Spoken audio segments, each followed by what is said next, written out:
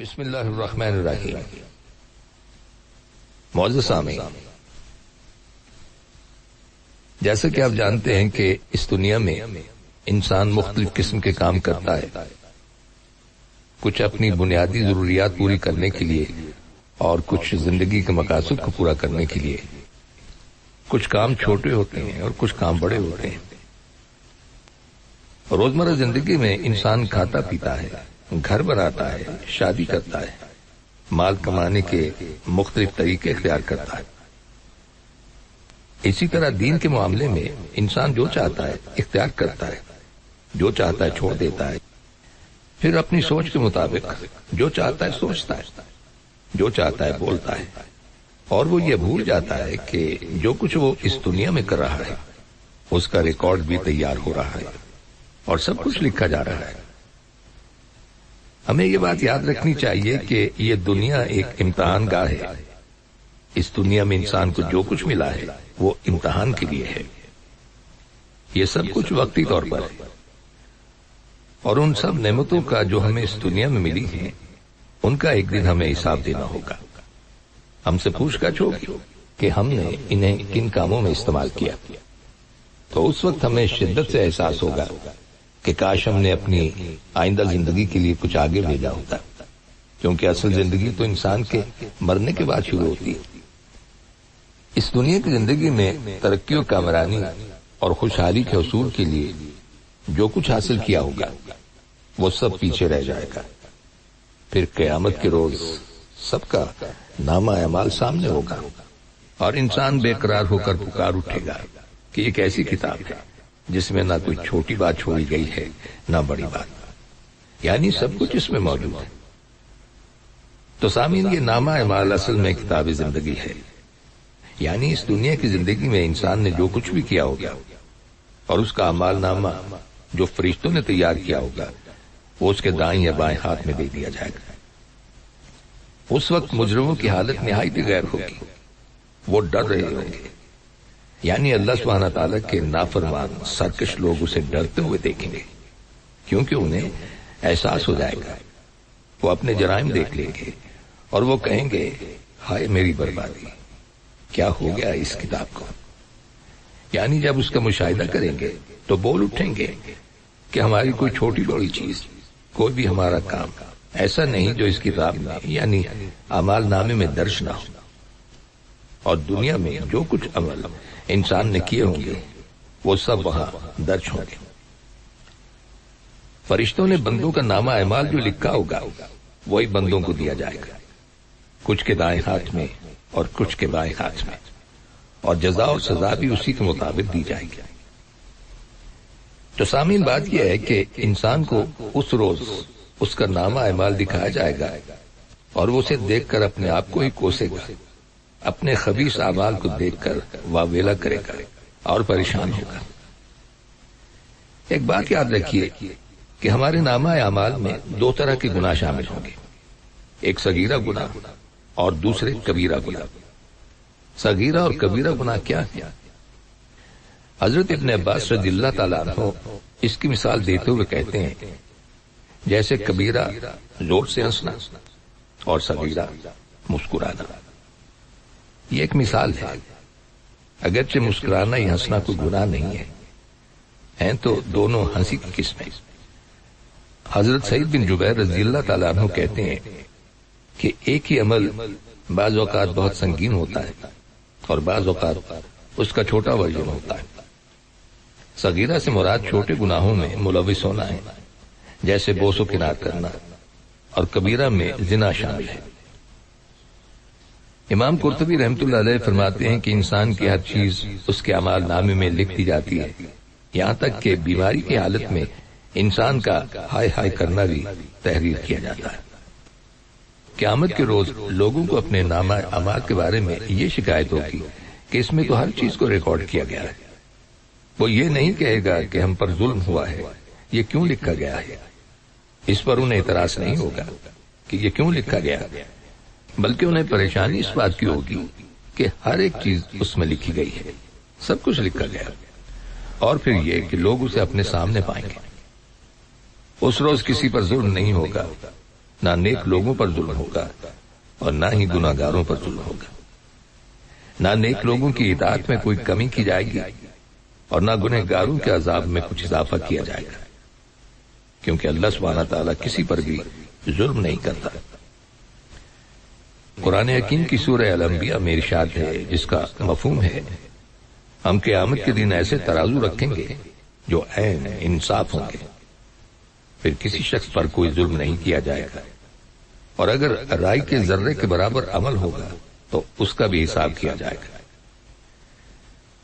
نبی اکرم صلی اللہ علیہ وسلم نے ارشاد فرمایا، قیامت کے روز نیکیوں اور برائیوں کا تبادلہ ہوگا، یعنی کسی سے مال نہیں لیا جائے گا، کیونکہ اس روز دینے کے لیے مال تو ہوگا نہیں، تو لوگوں کی نیکیاں ہی ایکسچینج ہوں گی۔ جس کے اوپر کسی نے ظلم کیا ہوگا تو اس کی نیکیاں مظلوم کو دے دی جائیں گی۔ قرآن حکیم میں ارشاد ربانی ہے، بلا شبہ یقیناً ہم نے انسان کو پیدا کیا اور جو کچھ وہ کرتا ہے اسے ہم جانتے ہیں، حتیٰ کہ اس کے دل میں جو وسوسہ پیدا ہوتا ہے اس سے بھی ہم باخبر ہیں۔ یعنی صرف زبانی باتیں ہی نہیں بلکہ انسان کے اندر کے خیالات کے بارے میں بھی اللہ سبحانہ تعالیٰ کو علم ہوتا ہے۔ زبان سے نکلنے والا ہر جملہ، ہر لفظ، ہر آہ اور ہائے، ہر ایک چیز لکھی جاتی ہے۔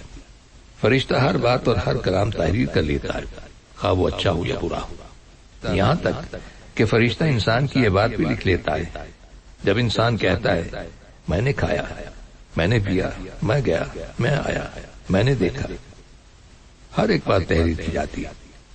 یہاں تک کہ جب جمعرات کا دن آتا ہے تو انسان کے قول اور عمل بارگاہ الہی میں پیش کیے جاتے ہیں، تو جس قول یا فعل میں حقوق اللہ اور حقوق العباد کے اعتبار سے بھلائی یا برائی ہوتی ہے اسے باقی رہنے دیا جاتا ہے اور دیگر چیزیں ختم کر دی جاتی ہیں۔ سامعین، جیسے کہ آپ جانتے ہیں کہ انسان کے نامہ اعمال کو لکھنے کے لیے 2 فرشتے مقرر کیے گئے ہیں جنہیں کرامن کاتبین کہا جاتا ہے، ایک دائیں طرف اور دوسرا بائیں طرف۔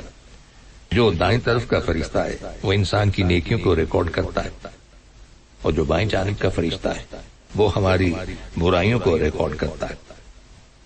ذرا غور کیجئے کہ صبح نیند سے بیدار ہونے کے بعد ہم اپنے دن کا آغاز کرتے ہیں، تو اس لمحے سے لے کر رات بستر پر لیٹنے کے بعد نیند کی آغوش میں جانے سے پہلے تک ہم جتنے بھی کام کرتے ہیں، حتیٰ کہ ہم جو کچھ سوچتے ہیں وہ سب تحریر کر لیا جاتا ہے۔ آپ دل میں سوچتے ہیں کہ فلاں شخص نے میرے ساتھ زیادتی کی تھی، آج آفس پہنچنے کے بعد میں اس کی خبر لوں گا۔ آپ کی یہ سوچ تحریر کر لی گئی۔ آفس پہنچنے کے بعد آپ خاموش رہتے ہیں اور کوئی ایکشن نہیں کرتے، تو جمعرات کے روز آپ کی یہ سوچ نامہ اعمال سے مٹا دی جائے گی۔ لیکن آپ نے آفس پہنچنے کے بعد اپنے کولیگ کے ساتھ اگر زیادتی کی ہے تو آپ کا یہ فعل نوٹ کر لیا گیا، اور جمعرات کے روز نامہ اعمال میں اس فعل کو برقرار رکھا جائے گا، اور پھر روز قیامت اس کا جواب دینا ہوگا۔ اب آپ خود ہی اندازہ لگائیے کہ صبح جاگنے کے بعد اور رات سونے سے پہلے کے درمیانی وقت میں ہماری ہر ایک بات اور ہر فعل نوٹ کیا جا رہا ہے۔ مرنے کے بعد انسان کا نامہ اعمال لپیٹ دیا جاتا ہے، اور پھر قیامت کے روز وہ انسان کے ہاتھ میں دیا جائے گا اور کہا جائے گا اپنی کتاب پڑھ دو، آج تم خود ہی بطور محاسب اپنا حساب کرنے کے لیے کافی ہو۔ انسان کے افعال کے بارے میں فرشتے اللہ سبحانہ تعالیٰ سے پوچھ کر بھی لکھتے۔ نبی اکرم صلی اللہ علیہ وسلم نے فرمایا، فرشتے عرض کرتے ہیں، اے رب، تیرا فلاں بندہ گناہ کرنے کا ارادہ کر رہا ہے۔ اللہ سبحانہ تعالیٰ باوجود اس کے کہ وہ اسے خوب دیکھ رہا ہوتا ہے، فرشتے سے کہتا ہے کہ اس کی نگرانی کرتے رہو، اگر یہ گناہ کر بیٹھے تو اتنا ہی لکھنا جتنا اس نے گناہ کیا ہے، اور اگر کرنے کا ارادہ ترک کر دے تو اس کے لیے ایک نیکی لکھ دینا، کیونکہ اس نے گناہ میری وجہ سے چھوڑ دیا۔ انسان کے بائیں جانب کے فرشتے کی خاص ذمہ داری ہے۔ نبی اکرم صلی اللہ علیہ وسلم نے ارشاد فرمایا، بے شک بائیں جانب والا فرشتہ 6 گھڑیاں مسلمان گنہگار بندے سے اپنا قلم اٹھائے رکھتا ہے، یعنی گناہ کرنے کے بعد بھی وہ 6 گھڑیاں اس گناہ کے بارے میں لکھنے کے لیے انتظار کرتا رہتا ہے۔ ہو سکتا ہے کہ انسان شرمندہ ہو اور اللہ تعالیٰ سے اپنے گناہ کی معافی مانگ لے، استغفار کر لے، اور پھر 6 گھڑیاں گزرنے کے بعد وہ ایک گناہ تحریر کر لیتا ہے۔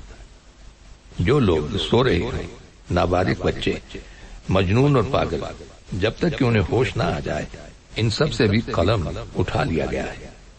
ان کے اعمال نامے نہیں لکھے جاتے، کیونکہ انہیں تو کچھ سمجھ نہیں۔ انسان کے نامہ اعمال اس لیے لکھے جائیں گے تاکہ وہ گواہ بن سکے۔ نبی اکرم صلی اللہ علیہ وسلم نے فرمایا، اللہ سبحانہ تعالیٰ کا ارشاد ہے، اے میرے بندو، یہ تمہارے اعمال ہیں جنہیں میں تمہارے لیے شمار کر رہا ہوں، پھر میں تمہیں ان کا پورا پورا بدلہ دوں گا۔ تو جو شخص بہتر بدلہ پائے وہ اللہ کا شکر ادا کرے، اور جو بہتر بدلہ نہ پائے تو وہ اپنے ہی نفس کو ملامت کرے۔ یعنی خود انسان کے لیے یہ سب کچھ لکھوایا جا رہا ہے تاکہ کل کو انسان انکار نہ کر سکے اور یہ کہے کہ میں نے تو ایسا نہیں کیا تھا۔ ذرہ برابر خیر و شر بھی نامہ اعمال میں محفوظ کر لیا جاتا ہے۔ قرآن حکیم کی سورہ الزلزلہ میں ارشاد ہے، جس کا ترجمہ ہے، جس نے ذرہ بر نیکی کی ہوگی وہ اسے دیکھ لے گا، اور جس نے ذرہ بر بدی کی ہوگی وہ بھی اسے دیکھ لے گا۔ نیکیاں اور گناہ دونوں لکھے جائیں گے۔ حضرت ابن عباس رضی اللہ تعالیٰ عنہ سے روایت ہے کہ نبی اکرم صلی اللہ علیہ وسلم نے فرمایا، بے شک اللہ سبحانہ تعالیٰ نے نیکیاں اور برائیاں لکھی اور پھر ان کو بیان فرمایا، اور جس نے کسی نیکی کا ارادہ کیا لیکن کسی وجہ سے اس پر عمل نہ کر سکا، اللہ نے اس کے لیے اپنے پاس سے ایک مکمل نیکی کا بدلہ لکھا، اور اگر اس نے نیک کام پر عمل کر لیا تو اللہ سبحانہ تعالیٰ نے اپنے پاس سے اس کے لیے 10 نیکیوں سے لے کر 700 تک بلکہ اس سے بھی زیادہ نیکیاں لکھ دی، اور جس نے کسی برائی کا ارادہ کیا لیکن اس پر عمل نہیں کیا تو اللہ سبحانہ تعالیٰ نے اس کے لیے اپنے پاس سے ایک مکمل نیکی لکھ دی، اور اگر اس نے ارادے کے بعد اس پر عمل بھی کر لیا تو اللہ نے اس کے لیے صرف ایک برائی لکھی۔ سامعین، دوحہ اور اس کے نواحی علاقے